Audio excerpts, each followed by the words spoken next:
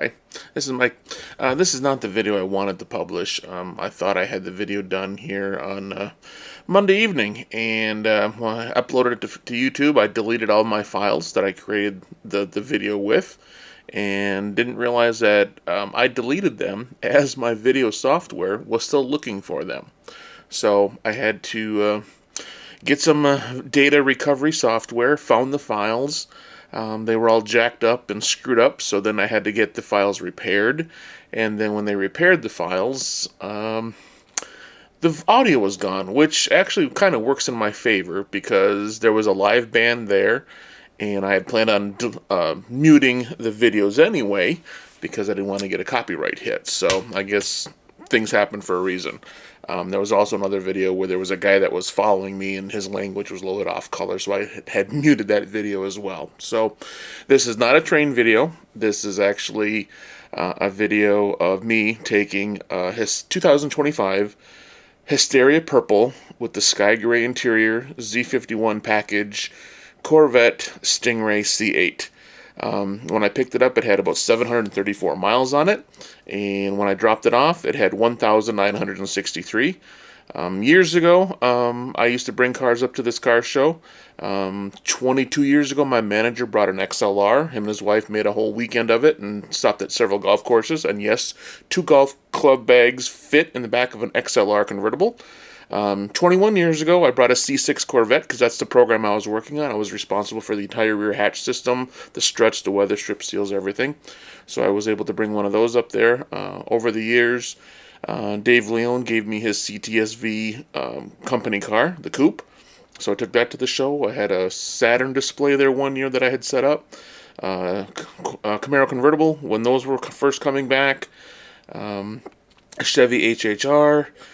And I think that was it. And then I brought my personal car up there over the years. I had a 1998 Formula Ram Air WS6 that I brought up until I sold that, like I've mentioned in previous videos. So the Krusin Classics Car Club in Escanaba, they've been active for over 40 years. This was their 40th and final fun run show. So when I heard that, I knew I had to try and do something. So now that I'm in GM Accessories, we have a fleet of vehicles that's specifically for car shows. In fact, the car that I brought up there was packed up yesterday and is going on the Hot Rod Power Tour. So if you see a Hysteria Purple C8 Stingray 3LT Z51 Corvette on the Hot Rod Power Tour, that's the car that I drove for a week. So had to turn it in Tuesday of this week, 2 days before my birthday. So it was kind of a bittersweet birthday present. Good that I got to take the car for a week, but bittersweet that I had to turn it back in. But a guy my size probably doesn't really fit in that car very well anyway. In fact, during the parade, a gentleman in front of me actually got out of his car and came back and asked me how I got into the car to begin with. So kind of shows you I'm a little bit big for a car like that. But it was a fun experience. 21 years ago, my dad rode in the parade that I have a video clip of. From years ago, and then this year my mom was able to ride in the parade with me since we lost my dad 2 years ago. So it was kind of a fun time. My dad's birthday was June 7th. My brother and I share a birthday on June 5th, 8 years apart. I'm the older one. And then my mom's birthday was a week ago. So whenever I would come up for this car show, we would always have a little birthday cake. And when I went up to this trip, my sister had a little cookout out up at her house up in Foster City. And we did have an ice cream cake for mom's birthday, my brother's birthday, my birthday, and still celebrating dad's birthday. So it was a fun trip. So no trains in today's video, just cars, lots and lots of cars. So what you'll see is a video clip from 2 different Facebook groups or news agencies on Facebook that recorded part of the parade. And then there was an interview with the new Downtown Development Authority. They're going to be taking over the show and moving the show from the fairgrounds in Escanaba to downtown on Ludington Street. So we'll see how that works out for them. I've been to St. Ignace a few times. And as people get older, it's harder for them to walk that far, where the fairgrounds, everything was concise in one area, where what they're doing next year is more of a St. Ignace type car show where you've got blocks and blocks and blocks in a straight line, and the cars are parked that way. So we'll see how that works out for them. So lots of cars on today's video. Start off with Riverside, Chevy, and GMC had a Krusin on Friday. You'll see a couple videos from that with their flyer, and then I'll add the insert the videos that I did screenshots from showing the Hysteria Purple C8 on the left with the '69 Camaro Convertible on the right. And my dad's first brand new car he ever bought looked very, very similar to that car. He had the white top and the blue interior, but it was very, very similar to that car. So it was kind of ironic that that car happened to be next to me when the video camera there was set up recording the parade. And the other one, you'll kind of hard to see me behind the lady's shoulder as I'm driving by, but you'll see me go by with the same 58 Impala that was in front of the Camaro, and then the Camaro there, and you'll see me in the other lane. So that'll be today's video. It's kind of a long one. I took lots of video between the parades and everything, and the car show and the car cruise. But if you do enjoy classic cars, I hope you enjoyed today's video. Again, no trains, sorry, but I did catch word that there's train loft custom runs are on their way, as well as several items I have on pre-order from Pat's Trains. So within the next week or so, hopefully we'll have a train video. So until next time, this is Mike.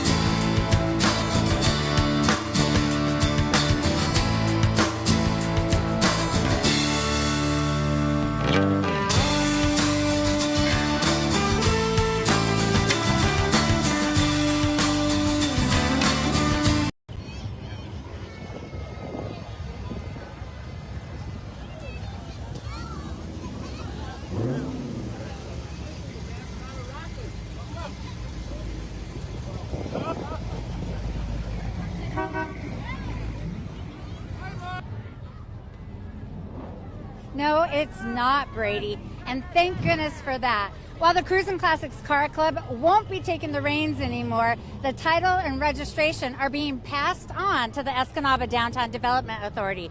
I'm here with Craig Warple, DDA Director. Craig, tell me what's coming up.